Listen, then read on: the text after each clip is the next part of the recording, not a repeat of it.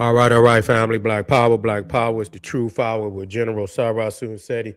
Kick back, get your mind ready for some information that's guaranteed to be heavy.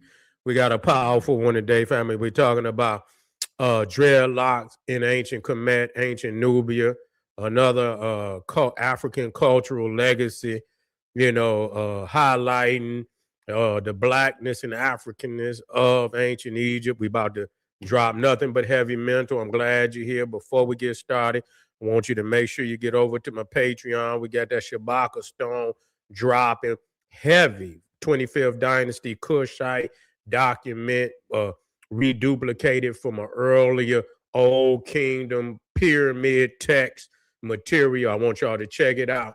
Also, before we Patreon, also get over to kingseti.com online marketplace, official General Seti DVDs, t-shirts, hoodies, African Kemetic jewelry. You can also become a member on my YouTube page, General Seti, Sarasu Seti.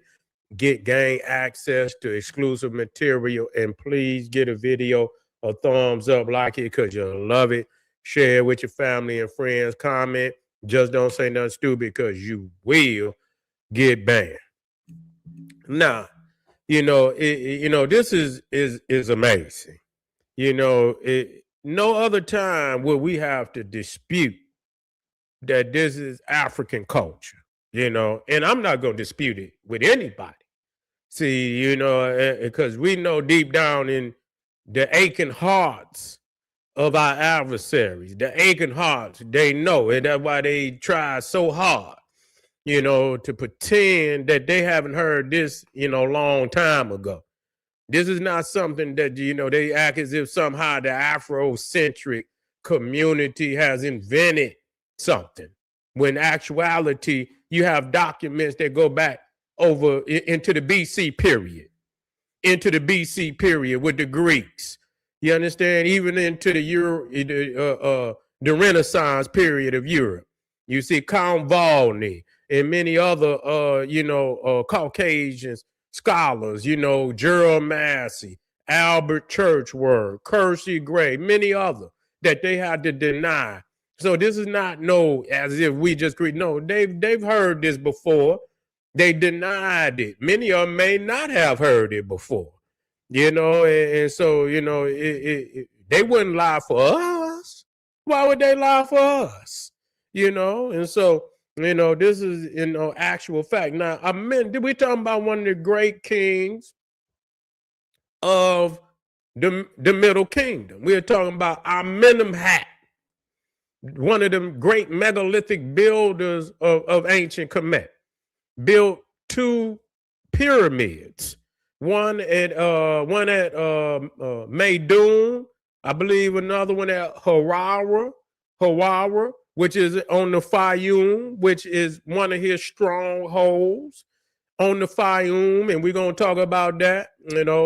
Very highly connected to Sobek Ra, the crocodile god of the Nile River. His daughter Sobek Neferu, one of the, if not the first queen ruler of ancient Egypt, that ruled Egypt solely of her own will and power. You see, and so we're talking about a very, very powerful king. Always depicted with dreadlocks. And clearly his Africanness has been attacked, where almost every statue of this man has been damaged, highly damaged. You see, this is just no other culture. No other culture have I ever seen where the assault on the statues, on the culture, is so evident that, what is going on here? You go to, it's almost every statue. This is in the fact that they would get up there on the Sphinx is just verification of that. Nobody, and the people that they wouldn't do that if it looked like them. You see, do you see? I want y'all to look at the logic in this. Do you see the replicas or that what they trying to put out as okay, this is King Tut, this is Seti, this is do you see the replicas look nothing like much of what has been created by the ancient Egyptians? Now, believe you me, if those statues look exactly like what they trying to recreate, they wouldn't have never damaged them statues. God damn it, them statues would be up front center. They would never have done that to statues that look like them. That's just common sense. You know what I'm saying? They would have venerated you. Do you believe as much as they, with the egotism and narcissism of Caucasians, that if these statues actually look like them, do you think they would be damaged in the way that they are? They'll be in every damn museum in the world, being highlighted. And what's crazy, which I've done before, I look at, they got these, where they recreate Greek rulers, they recreate Roman rulers. I showed that and I'm going to do it again. And do you know that when they recreate a Greek ruler or a Roman ruler, it looked just like the statue? They never try to change how it looked because it already looked like them. You see what I'm saying? So when they don't try to say, oh, I didn't CAT scan this, because they ain't got no bones. They ain't got no bones or no Greek rulers. That's a fact. They've never found a tomb of no Greek ruler with no bones in it. So they can't CAT scan nothing. You see? So, but when they see a statue or a drawing of that Greek ruler and Roman, when they recreate it, it looked just like the statue. They never change it. Okay, why is it when you look at the recreations of the ancient Egyptians by modern so-called, recreationists, it looked totally different than what the ancients drew or carved? You see, you look at King Tut and you see he got so many representations. And today they got him looking like, an Arab. So how is it, that these great sculptors of the ancient looking directly at the boy, and here it is, they're going to come and tell you that they didn't CAT scan this boy's skull and it looked Arab. And here it is, these people looking dead at the man. You understand? They can create pyramids that can't nobody duplicate, but they can't make one basic carving of what they looking, this boy and these pharaohs and make it as close to what they look like as possible. And how is it that some of the statues look totally different than the same king that's supposed to be on the wall? You understand? You look at the depiction of Amenemhat on the wall, he looks something totally different than the statue. But the fact that they didn't went in there and chiseled the statue is evident that they need to get some of this information out of the way. But even in doing that, they have made it quite evident, it's mind-boggling how many Egyptian statues are missing their face, missing their nose, missing their lip. All of them?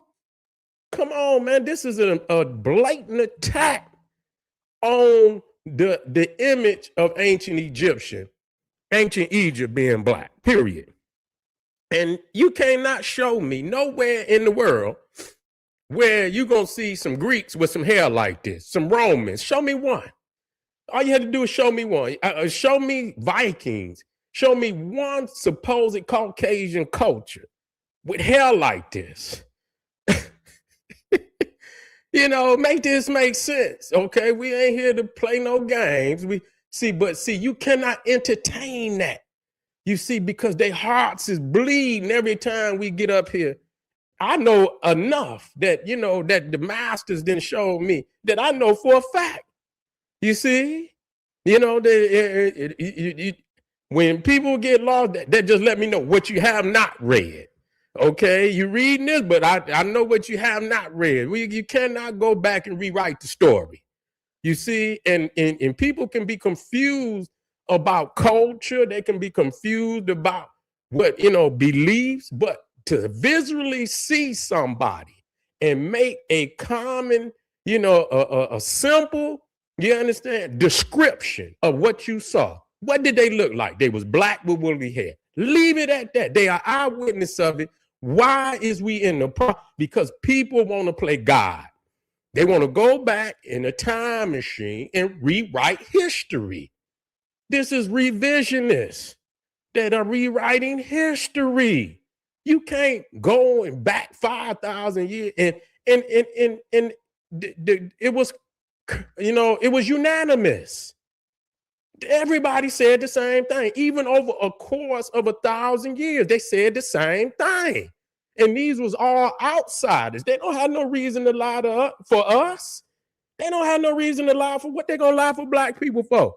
What they're going to get out of it. We couldn't even read the shit. They in here writing and shit talking about the Egyptians was black. We was on the plantation. We couldn't even read it. We didn't get a chance to read the books until we didn't get a chance to read the books until the 80s. They was writing in the 1700s. So they had wrote the books knowing we couldn't have access to it.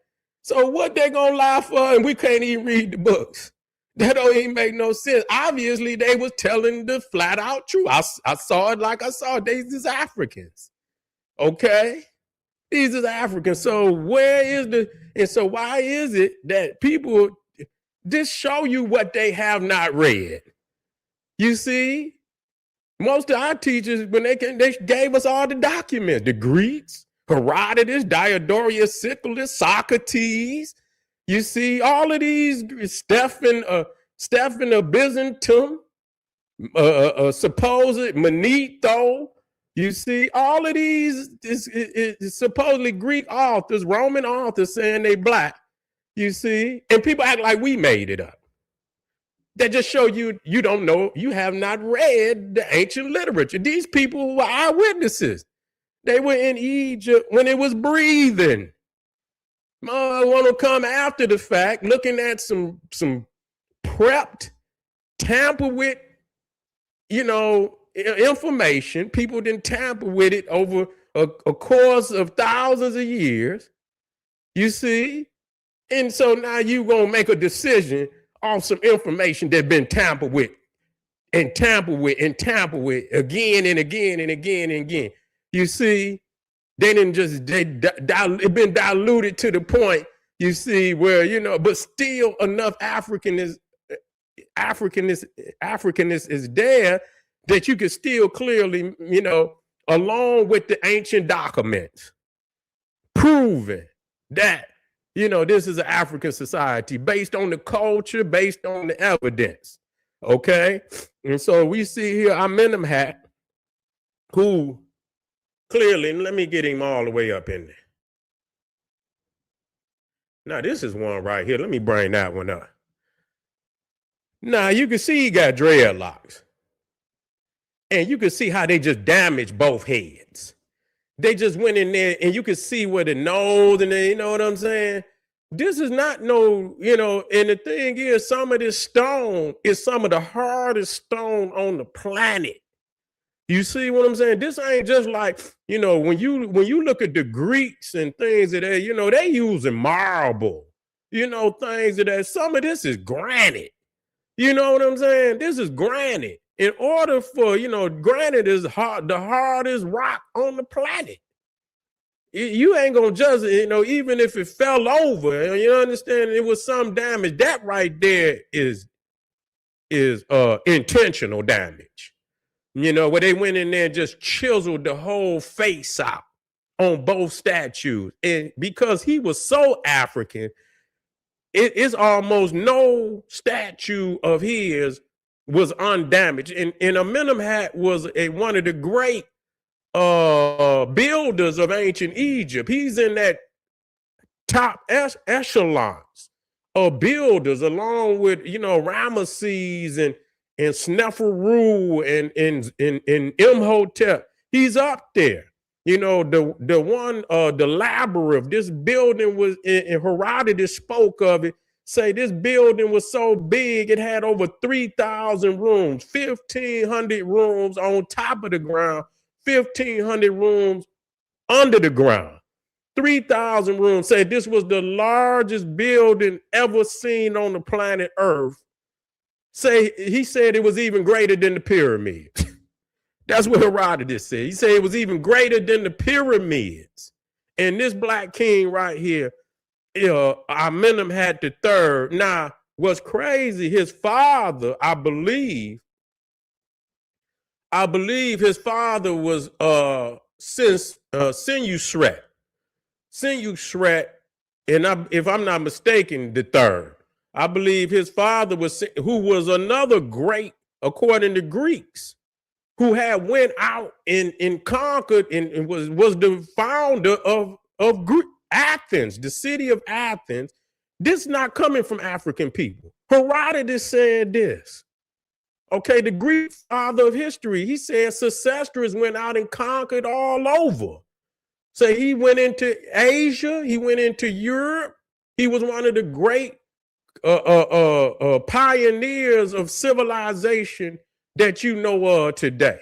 You see, so we looking here and you can see that these are dreadlocks. That's exactly what they are. They are dread, and much of how the brothers is wearing them today, where they braid them up and things, and that's exactly what you're looking at. Now, one of them show, and when you see the brothers, how they get the front part of their head kind of where it look like it's a low, it's low in the front.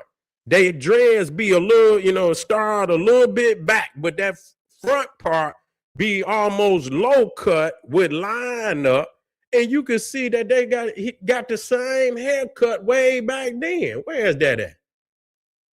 Let me add that one. I got to add that. Yeah, you can see that. I seen a brother the other day with it just like that, where they line the front of it up. Hold on.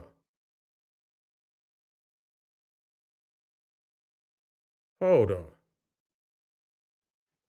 Let me get that in there.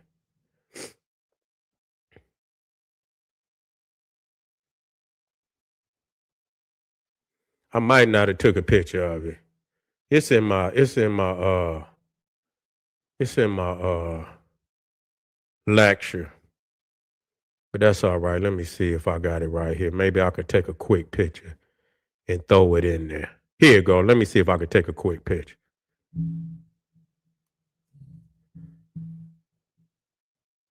Okay. Let me see if it pop in right quick.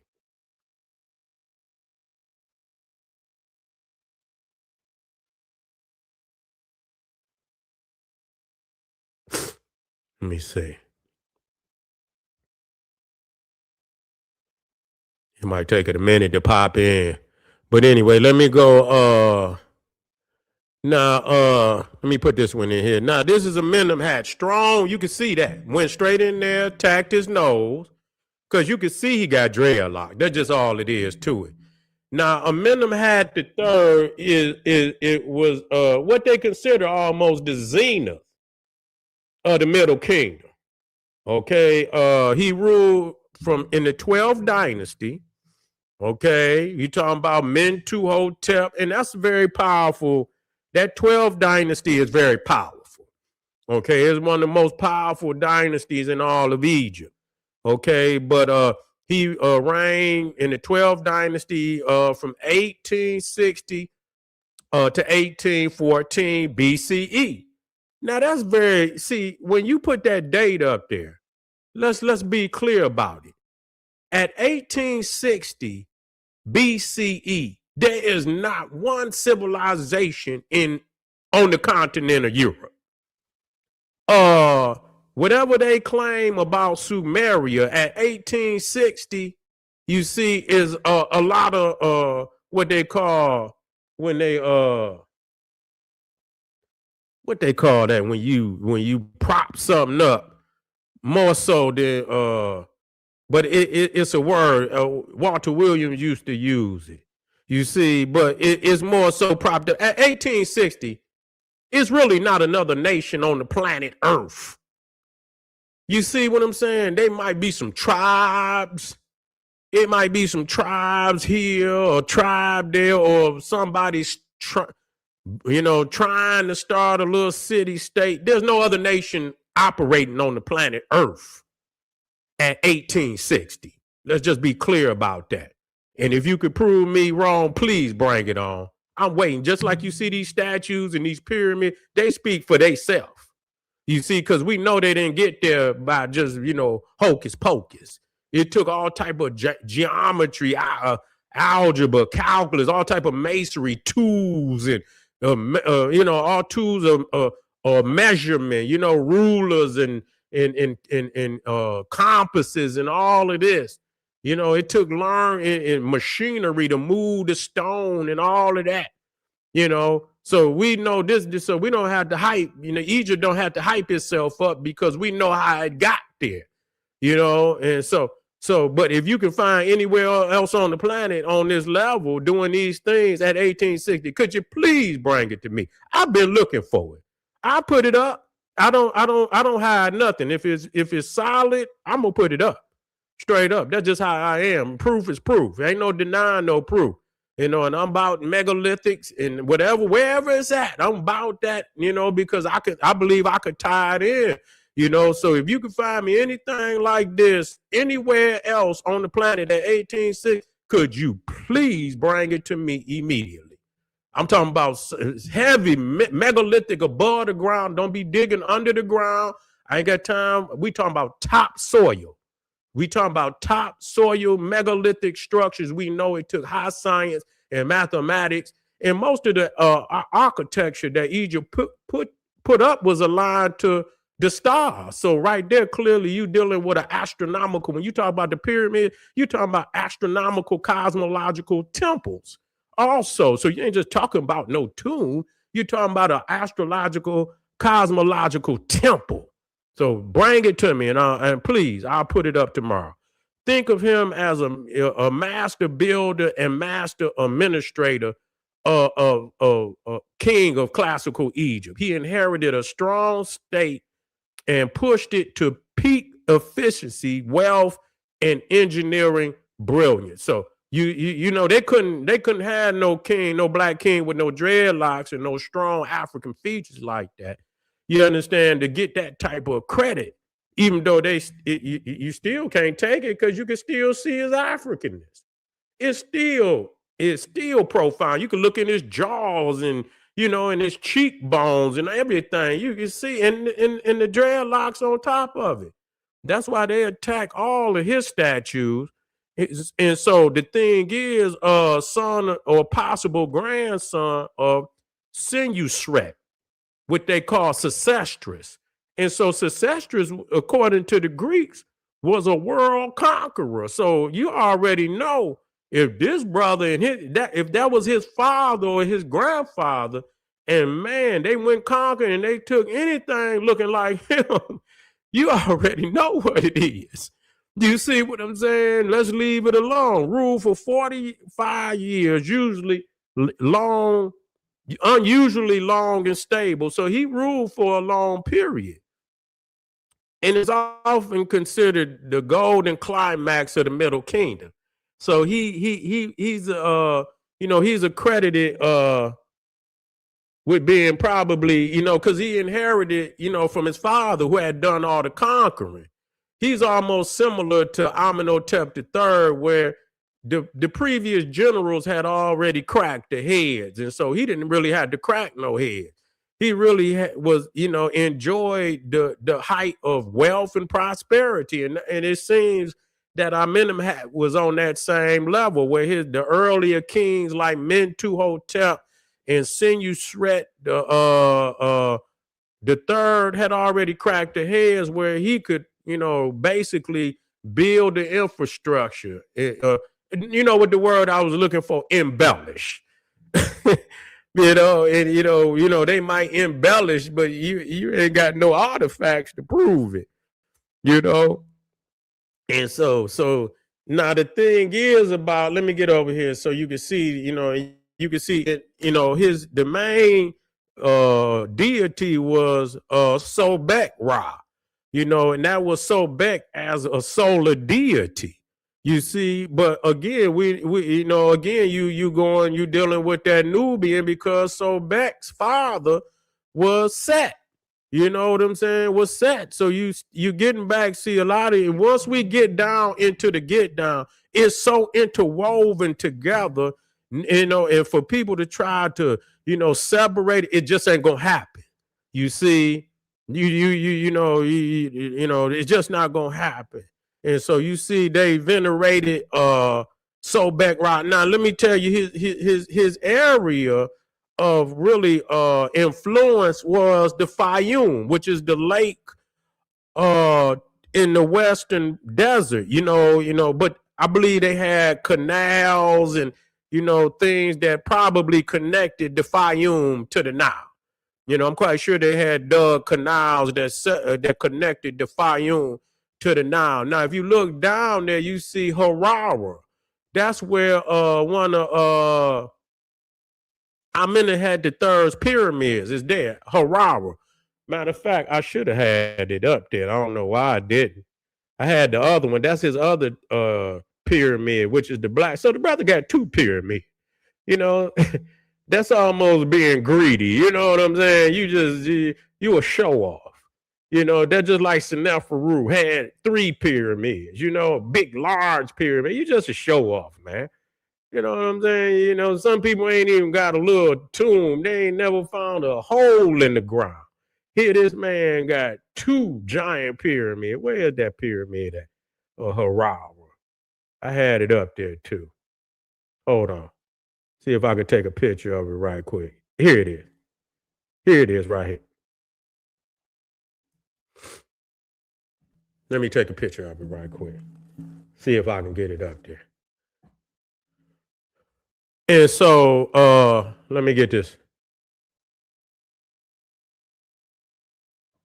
Let me see if I can get it up there real quick. No.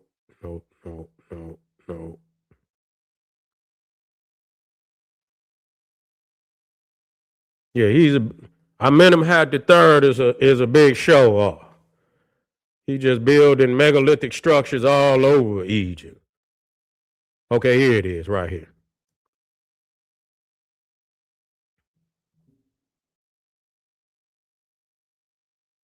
Okay. So this is what they call the Black Pyramid. I wasn't able to see that because, of course, that pyramid is over there by the Faiyum. Okay, so that was really his stronghold and his God. And you can see down at the bottom, his father, another one of the strong black ones, that black pharaohs. Again, a lot of his statues is and you can still see it. You can see that's his father. Both of them look strong African, not no halfway. No, you see what I'm saying? So I don't know what people talking about. You see. And so, of course, they tried to do whatever they could to even his father's statue. You could put his name in there, and every statue that come up is been destroyed. I mean, come on, make this make sense, okay? And then they got these old fabricated ones. They pristine. They all the color missing shit. You know what I'm saying? That shit fabricated. Let's be real about it. Okay. And so you see here the Black Pyramid. And so let me get that out there. That's his father, Senior Shred. And I'm gonna focus on him and his conquest of the world. Not only because, again, once they start, being attacked, not only did they run them out of Egypt, they chased them wherever they came from. They chased them. So that's why you see Tutmos, he went all the way up into Turkey. Chased them all the way up into Turkey and even went further than that. Many of them went past the Caucasus Mountains. That's why you got these nation that they call Colchians, where Herodotus say the Colchians is an Egyptian race. Say they was black and woolly head, and say not only was they, But the culture that they was practicing, he saw it for himself. He said, I didn't need nobody to tell me. That's exactly how he explained it. I saw it for myself that they were practicing Egyptian culture and they looked Egyptian, you see? And so a lot of them attribute that king right there, Senusret the third, as being a world conqueror. You feel me? And so let me let me get the and let me did I put this one up? I didn't. Let me put that one up there. You can see from the back, these are thick locks. These ain't no them is thick locks right there. You see, and you could tell they just the style that a lot of the brothers is using today, where they braiding them together. That's exactly how I look. That's exactly how I look. Did I put the other one in there? This one right here. And I seen the brother. You see how in the front they got low. It's kind of low, where they either they cut it down and line it up in the front. Hold on, fam.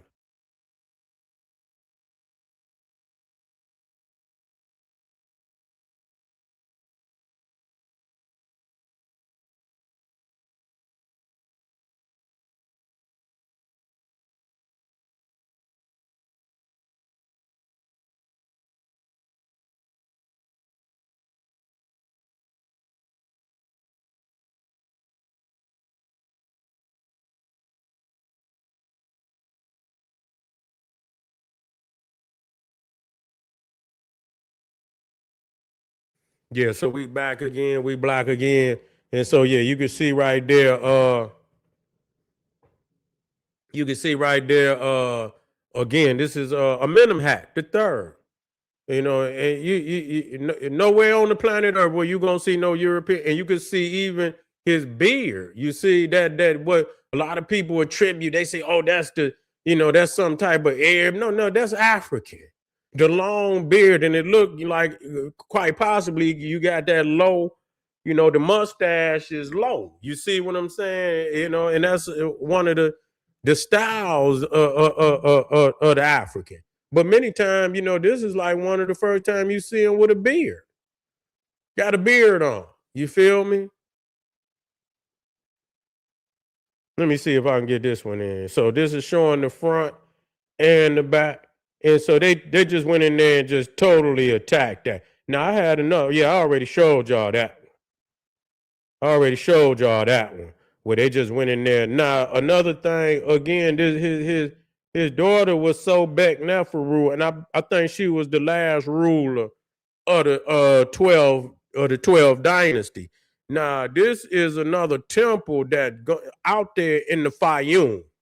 Okay, now they say it could have been attributed to his daughter Sobek Neferu, and you could see the stones on that temple, even other what they call megalithic. The Europeans that be doing ancient aliens and megalithic whatever, I forget the name of that channel, and they highlighted this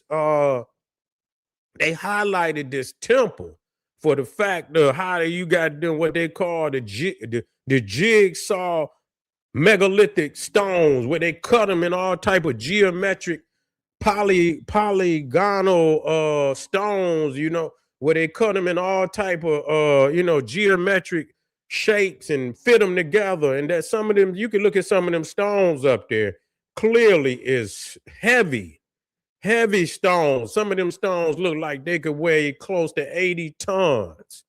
You see, 80 tons, some of them stones. And you talking about being in the middle of the desert. You talk about being out there in the Faiyum. How did they get them stones way out there in the middle of the desert, building a megalithic? So this is a temple that they really don't talk about because it's not on the Nile. This temple is right here. It's not on the Nile. It's on the.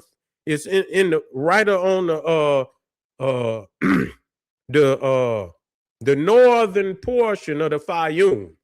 Matter of fact, let me see if I got it on this map. Oh, here it is. Let me see. I got this map. So it's hard to see on this map, but if you look all the way at the top, where it say Faiyum, right to the left, that first one at the top, that's that temple. You see, you look right to the left, and it says, what does it say? It says Kasar El Sagha, whatever is Sagha. You see that red dot, the very one at the top on the left, that's that temple right there. So you can see how far away from the Nile it is, you see. But, you talking about, again, a megalithic structure attributed. Now, it could have been a Menehat that put it there. But I believe they saying it's attributed to his daughter, Sobek Neferu, and even her statues. Ain't that something? The 2 or 3 statues that they got of Sobek Neferu, they damaged. Every statue is damaged. You see, so yeah. What up, Syntax? Yeah. Yeah, that's way over there. And I'm gonna get with you too, Syntax. I'm gonna get with you.